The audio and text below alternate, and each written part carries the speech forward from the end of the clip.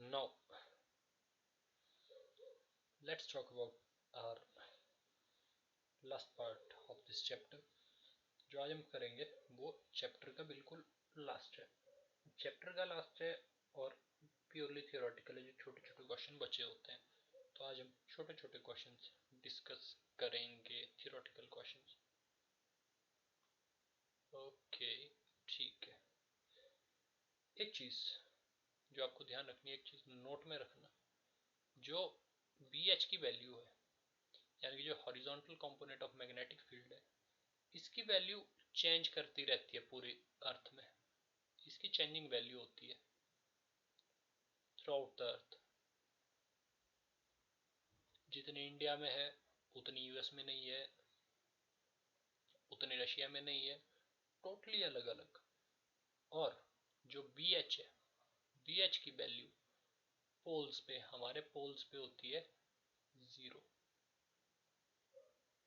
क्यों होती है 0? क्योंकि वहां पे जो बी है वो डायरेक्टली इनवर्ड होता है, वो अर्थ के अंदर है, डायरेक्टली जा रहा है, वहां वो सरफेस के साथ बनाता है 90 डिग्री। सॉरी, 0 डिग्री नहीं, ये 0 है, सिर्फ मैग्नीट्यूड पोल्स पे 0 रहती है बी एच की वैल्यू। और इक्वेटर पर, और इक्वेटर पर ये मैक्स होती है। इक्वेटर पर मैक्स वैल्यू होती है बी एच की। क्यों? क्योंकि इक्वेटर पर जो हमारी अर्थ का सरफेस है और जो ऊपर से मैग्नेटिक लाइन जा रही होती है वो पैरेलल है। अगर पैरेलल है तो हॉरिजॉन्टल कंपोनेंट उसका मैक्सिमम है, यहाँ तो कोई वर्टिकल कंपोनेंट है ही नहीं, नीचे को थोड़ी ना आ रही है। अगर नीचे को आ रही होती तब होता है ना vertical component.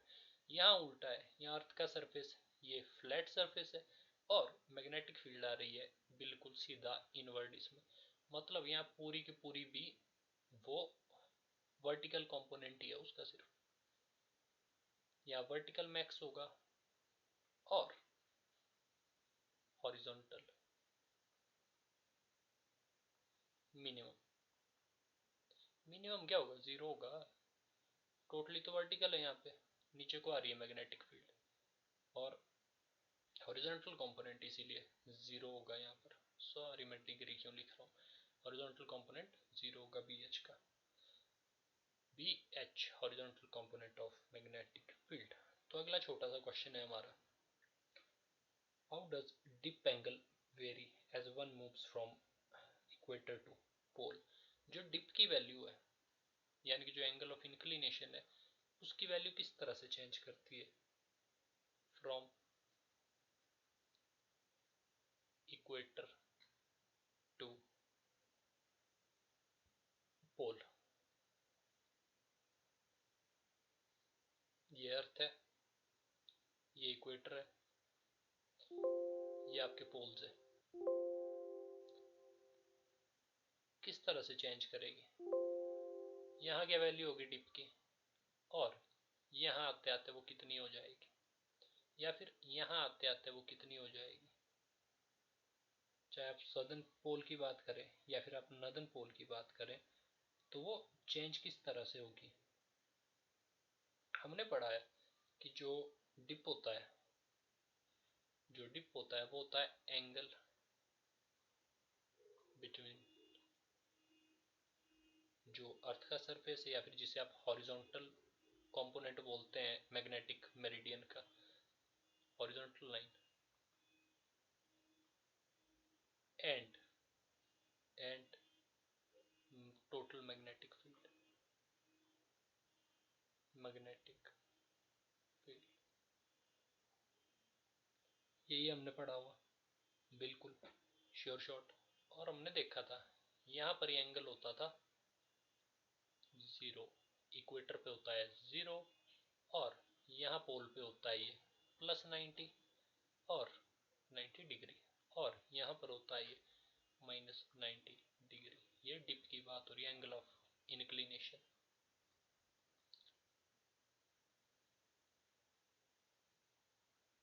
Inclination dip easy है, कोई टफ नहीं है। पिछले कल भी हमने इस पर बात की, आज थोड़ा ज़्यादा बात की। एक चीज़ आपने ध्यान रखना है, नोट्स में गलत है लिखा ये वाला क्वेश्चन। नोट्स में इसको करेक्ट करना है। नोट्स में ये गलत है लिखा हुआ, आपको करेक्ट करना है। वहां उल्टा लिखा है, वहां इक्वेटर पे, नहीं नहीं ठीक है लिखा, इक्वेटर पे 0 डिग्री और पोल्स पे 90 डिग्री। करेक्ट है, नोट्स में भी लिखा, सॉरी नोट्स में करेक्ट है लिखा हुआ। फिर अगला है, where on the earth surface is the value of angle of dip maximum. जो वैल्यू होगी एंगल ऑफ डिप की, वो मैक्स कहाँ होगी? यहाँ पे पोल्स पे 90 डिग्री। ये वाला क्वेश्चन है गलत लिखा नोट्स में। यही मैं सोच रहा था ये क्वेश्चन गलत है, वो कौन सा है? ये वाला क्वेश्चन गलत है। इस क्वेश्चन के अगले वाला वो गलत लिखा हो। मैक्सिमम वैल्यू होगी पोल्स पे डिप की, और मिनिमम वैल्यू होगी आपके इक्वेटर पर। अगला क्वेश्चन है, find dip when horizontal and vertical component of magnetic field. क्या क्वेश्चन है? क्वेश्चन है फाइंड डिप, डिप ढूंढना है आपको। कब? When horizontal component and vertical component of magnetic field are equal. Okay, तो क्या टफ है? कुछ नहीं है, ढूंढना क्या है? डिप ढूंढना है। कब? व्हेन, तब जब हॉरिजॉन्टल कंपोनेंट यानी कि B H and vertical component यानी कि बी वी, ये कैसे होंगे? Equal. Horizontal component of magnetic field and vertical component of magnetic field कैसे हैं? इक्वल है। हमने पढ़ा है बिकॉज डेल्टा, या फिर मैं बोलूँ टेन डेल्टा। ये क्यों लिखा है?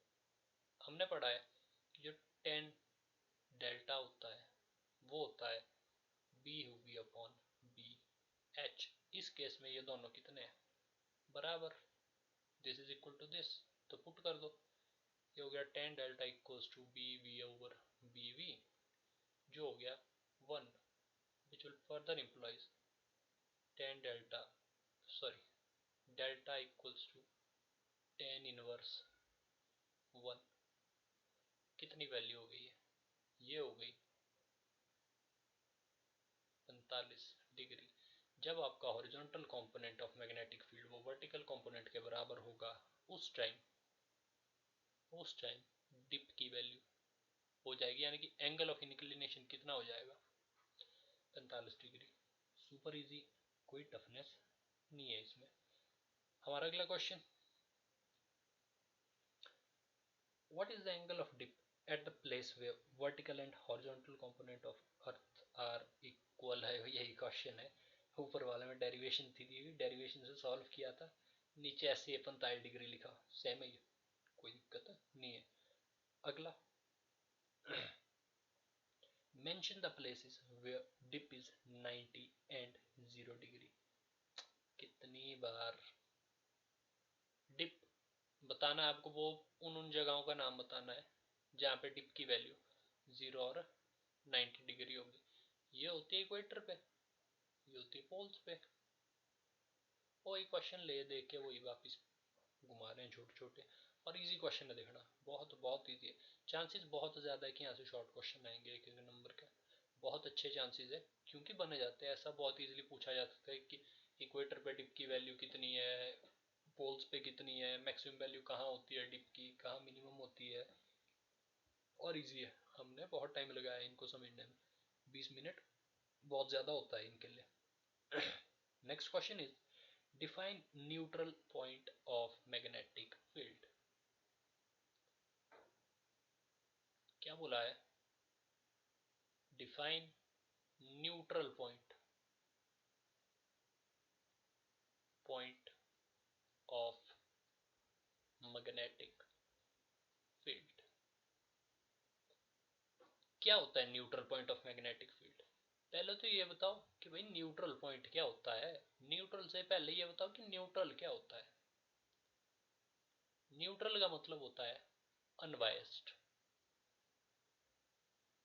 जैसे हमने पढ़ा है पहले, अनबायस्ड मतलब ना ही लेफ्ट ना ही राइट, ना तो लेफ्ट ना तो राइट, ना ही साउथ ना ही ये सॉरी ना ही नॉर्थ ना ही साउथ, ना ही पॉजिटिव ना ही नेगेटिव।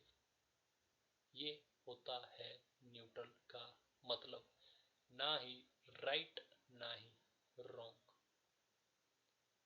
ये होता है न्यूट्रल, अनबायस्ड बिल्कुल। Neutral point of magnetic field ऐसी जगह अर्थ के सरफेस पर, ऐसी जगह क्या बोला है, neutral point of magnetic field ऐसी जगह अर्थ के सरफेस पे जहां जब आप अपना कंपस ले जाएंगे, ये आपका कंपस, ये ये वो कंपस है, नॉर्थ साउथ। जब आप उसको वहां पे ले जाएंगे तो ये मूव नहीं करेगा, डिफ्लेक्ट नहीं करेगा, ये एज इट इज खड़ा रहेगा। ऐसी कौन सी जगहें होती है। अगर आप पोल्स पे ले जाएंगे फिर तो ये बिल्कुल शार्पली इंक्लाइन हो जाता है कंपस, ये हो जाएगा ऐसे, ये बढ़ जाएगा। ठीक है, इन दो पोल्स पे अगर आप ले जाएंगे कंपस को तो ऐसा हाल हो जाएगा कंपस का, बिल्कुल ठीक। ऐसा ही बनेगा ना कंपस जब आप पोल्स पे ले जाएंगे। लेकिन जब आप इक्वेटर पे ले जाते हैं ना, इक्वेटर पे, इक्वेटर पर आपके नॉर्थ पोल, जो मैग्नेट का नॉर्थ पार्ट है, सॉरी यहाँ पे होता है साउथ पार्ट, मैग्नेट का यहाँ होता है नॉर्थ। इक्वेटर पर इन दोनों का इन्फ्लुएंस होता है इक्वल, जितना जोर ये इक्वेटर पे लगा रहा है उतना ही जोर ये भी इक्वेटर पे लगा रहा है। तो नट शेल में यहाँ पे न्यूट्रल इफेक्ट मिलता है आपको, न्यूट्रल इफेक्ट। कंपस पे कोई फर्क नहीं पड़ेगा यहाँ पे, आपके इक्वेटर पर न्यूट्रल पॉइंट होता है at equator. Easy, super easy, at equator. और इक्वेटर किसका, मैग्नेटिक मेरिडियन का। ये वर्ड याद रखना, magnetic meridian, at equator of magnetic meridian. जो आपका मैग्नेटिक मेरिडियन है उसके इक्वेटर पर न्यूट्रल होता है, न्यूट्रल इफेक्ट होता है। क्यों, क्योंकि ऊपर वाले पोल और नीचे वाले पोल का जो इफेक्ट है, जो स्ट्रेंथ है, वो यहाँ पे बराबर होती है, तो न्यूट्रलाइज हो जाता है। इजी है, नीट ऑफ बहुत ही ज्यादा इजी है। हाँ इससे अगला क्वेश्चन है और बहुत इजी है। मान लो आपके पास दो रॉड्स है दी हुई, ठीक है। एक रॉड है आपके पास दी हुई x, एक रॉड है आपके पास दी हुई y। आपके पास दो रॉड्स है दी हुई, दोनों रॉड्स है लोहे की, ठीक है। दोनों रॉड्स कैसी है आपके पास, लोहे की रॉड्स है। ये भी लोहे की है, ये भी लोहे की है। इन दोनों में से एक है मैग्नेटाइज की हुई, वन इज मैग्नेटाइज्ड। आपको वो आइडेंटिफाई करनी है। कैसे करनी है आइडेंटिफाई, कैसे बताएंगे आप कि इन दोनों में से कौन सी रॉड आपकी मैग्नेटाइज्ड है और सिंपली एक दूसरी सिंपल रॉड है उसमें कोई कुछ नहीं। क्या करेंगे आप, थोड़ी सी कॉमन सेंस आपको खुद लगानी पड़ेगी। कैसे लगानी पड़ेगी, जो भी मैग्नेटाइज्ड रॉड होगी, जो भी मैग्नेटाइज्ड रॉड होगी, मैग्नेटाइज्ड है तो उसका एक पोल है नॉर्थ, एक पोल है उसका साउथ। जो भी मैग्नेटाइज्ड पोल है, अभी मैंने इसको बोला नहीं कि एक्स है या वाई, ये एक्स वाली रॉड है या वाई रॉड है, मेरे को पता नहीं है। पर मेरे को इतना पता है कि जो भी मैग्नेटाइज्ड रॉड होगी ना आपके पास, वो क्या करेगी, व्हाट विल इट डू,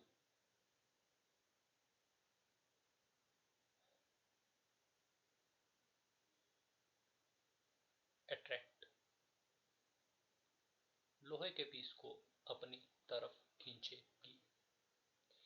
कैसे,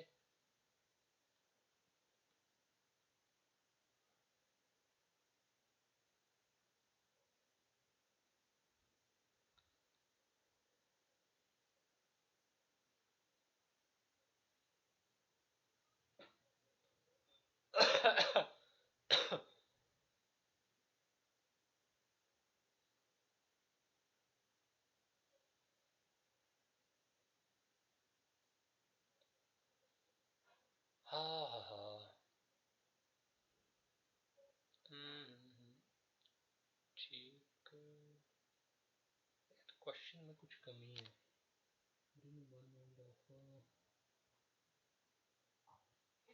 हाँ जी, एक मिनट आओ।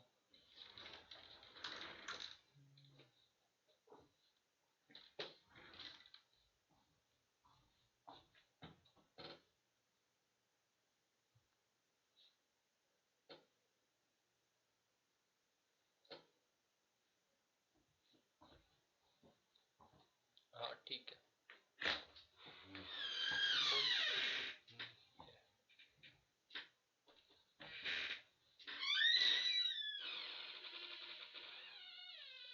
वो केसेस बनेंगे। एक बार ये है कि आपने जो मैग्नेटाइज्ड बार है वो आपने टच करवानी है दूसरी नॉन मैग्नेटाइज्ड बार से। इस केस में क्या होगा, जब आप इस कोने पे लाएंगे इसको अट्रैक्ट करेगा, जब आप इस कोने पे लाएंगे इसको अट्रैक्ट करेगा, अट्रैक्शन बराबर होगी। इस कोने पे लाएंगे तो भी अट्रैक्ट करेगा विद सेम इफेक्ट।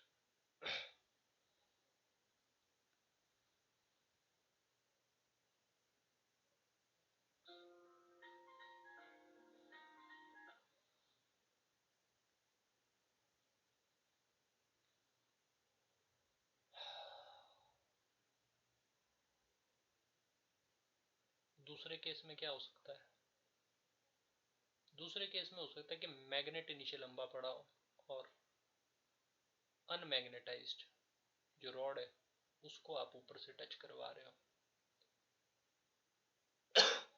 इस वाले केस में आपको इस पॉइंट पे और इस पॉइंट पे, इन दो पॉइंट्स पे तो मिलेगी आपको स्ट्रॉन्ग अट्रैक्शन, इस कॉर्नर को और इस कॉर्नर को छूने पे। पर जब आप इसके सेंटर में बिठाएंगे ना इसको, तो अट्रैक्शन उतनी स्ट्रॉन्ग नहीं होगी। स्ट्रॉन्ग क्यों नहीं होगी, क्योंकि ये इसका और इस वाले पोल का जो नॉर्थ पोल और साउथ पोल का इन्फ्लुएंस है वो सेंटर पे न्यूट्रल होता है। यहाँ आपको स्ट्रॉन्ग अट्रैक्शन नहीं मिलेगी। स्ट्रॉन्ग अट्रैक्शन क्या है, अट्रैक्शन ही नहीं मिलेगी आपको। तो तो अगर एक रॉड है आपने नीचे बिठाई हुई, दूसरी रॉड है आपने खड़ी रखी हुई, अगर आपको सिर्फ दो एंड्स पे मिली आपको स्ट्रॉन्ग अट्रैक्शन, इसका मतलब है कि मैग्नेट है ये जो नीचे आपने बिठाया हुआ, और बीच वाले पॉइंट पे आपको कोई अट्रैक्शन नहीं मिली है। पर अगर इसका उल्टा केस हो, अगर आपने सिंपल रॉड है नीचे बिठाई हुई और मैग्नेट है ऊपर से टच करवा रहे हैं आप, तो क्योंकि इसका नॉर्थ पोल है, इसका भी नॉर्थ पोल है, इसका भी नॉर्थ पोल है, हमेशा एक बार इस मैग्नेट को यहाँ खड़ा कर दिया, एक बार बीच में खड़ा कर दिया, एक बार दूसरे कोने पे खड़ा कर दिया, नॉर्थ पोल तो इक्वल स्ट्रेंथ से खींचेगा ना इनको। जितनी नॉर्थ पोल की इन्फ्लुएंस यहाँ है उतनी स्ट्रेंथ यहाँ है और उतनी स्ट्रेंथ यहाँ पे, तीनों पॉइंट्स पे नॉर्थ पोल की स्ट्रेंथ उतनी ही रही। ये अनमैग्नेटाइज्ड रॉड को सेम स्ट्रेंथ से खींचेगा तीनों पॉइंट पे।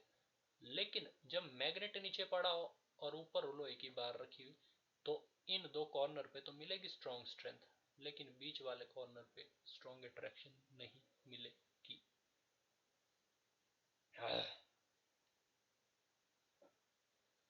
अगला है iron pins near bar magnet experience both attractive force and torque. जो छोटे छोटे लोहे के टुकड़े हैं, मान लो छोटे छोटे टुकड़े लोहे के, छोटे छोटे टुकड़े, इनको जब आप एक मैग्नेट के पास रखते हो ना, तो ये अट्रैक्ट हो जाते हैं यहाँ पे और ऐसे घूम के आते हैं, ऐसे घूम के आएंगे, ऐसे घूम के आएंगे, ऐसे घूम के आएंगे और ऐसे चिपक जाएंगे। इनके चिपकने का ट्रेंड है, पहले सीधे थे लेकिन जैसे ही मैग्नेट के पास लाए आप, तो बिल्कुल गोल घूम के आगे, फ्लिप होके आ गए यहाँ पे। तो अट्रैक्ट भी हुए, और अट्रैक्ट किस पोजीशन में हुए, गोल घूम के, यानी कि टॉर्क के साथ। तो यही पूछा है आपको कि जब आयरन पिंस को आप, जब आप लोहे की पिंस को जब आप मैग्नेट के पास लाते हो, तो वो गोल गोल घूम के क्यों चिपक जाते हैं उससे, यानी कि वो टॉर्क एक्सपीरियंस करके क्यों घूमते हैं। क्योंकि यहाँ पे जो मैग्नेटिक फील्ड होती है वो यूनिफॉर्म नहीं, वो नॉन यूनिफॉर्म है, कहीं ज़्यादा है कहीं कम है। इस नॉन यूनिफॉर्म मैग्नेटिक फील्ड की वजह से टॉर्क ज़्यादा जनरेट होती है और ये चिपक जाते हैं, क्योंकि अनइक्वल फोर्स लग रही है ना इनमें, इसमें कुछ अलग लग रही है, इसमें कुछ अलग लग रही है, यहाँ जो होगा उस पर कुछ अलग फोर्स लग रही है, जो नजदीक होगा उस पर कुछ अलग फोर्स लग रही है। अनइक्वल फोर्स की वजह से टॉर्क ज्यादा निकलता है और ये चिपक जाते हैं। जो यहाँ नजदीक होगी सबसे, वो सबसे तेजी से चिपकेगी, जो दूर होगी उस पर कम फोर्स लगेगी, कम अट्रैक्शन होगा उस पर, और वो आराम से जाएगी, उतनी फास्टली नहीं जाएगी।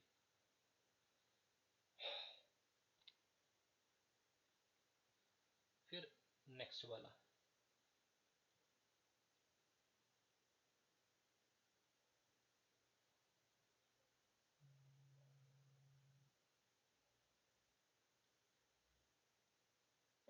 अगला क्वेश्चन है, where will be the neutral point. Neutral point कहाँ होगा यार, पहले भी कर लिया न्यूट्रल पॉइंट वाला। न्यूट्रल पॉइंट कहाँ होगा आपका, न्यूट्रल पॉइंट होगा आपका इक्वेटर पे, और कहाँ होगा न्यूट्रल पॉइंट। लास्ट वाला क्वेश्चन ये बढ़िया है, जो लास्ट वाला है। लास्ट वाला क्वेश्चन है, हमने थ्योरीज पढ़ी पहले कि भाई अर्थ एक मैग्नेट की तरह क्यों काम करती है, इसके रिगार्डिंग हमने कुछ थ्योरीज पढ़ी, 4 थ्योरीज पढ़ी थी। तो ये क्वेश्चन बोलता है कि भाई जो हमारी अर्थ है ना, उसमें एक एक थियरी बीच में ऐसी आई थी कि अर्थ के अंदर है मोल्टन लावा। क्या है, मोल्टन लावा। लावा, और किससे बना हुआ है, चार्ज पार्टिकल से। और जब ये चार्ज पार्टिकल घूमते अर्थ के अंदर फ्रीली, तो वहां पे मैग्नेटिज्म आ जाता है, मैग्नेटिज्म और करंट आ जाता है।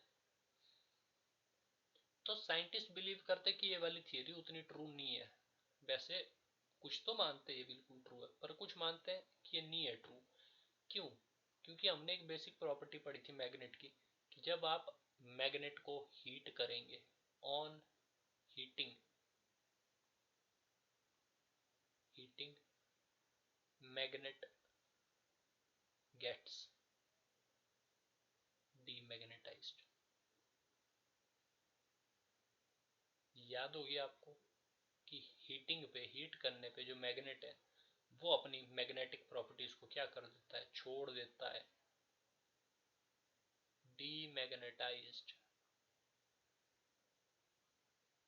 हीट करने पर मैग्नेट अपनी मैग्नेटिक प्रॉपर्टी को छोड़ देता है। और यहाँ हीट की क्या बात करें, यहाँ पे तो लोहा ही बिल्कुल पानी की तरह बह रहा है, मोल्टन फॉर्म में है ना आपका आयरन, यहाँ पे बिल्कुल जैसे पिघला हुआ लोहा है वैसे फ्लो कर रहा है। अगर इतना गर्म होगा तो वो मैग्नेट की तरह कैसे काम करेगा।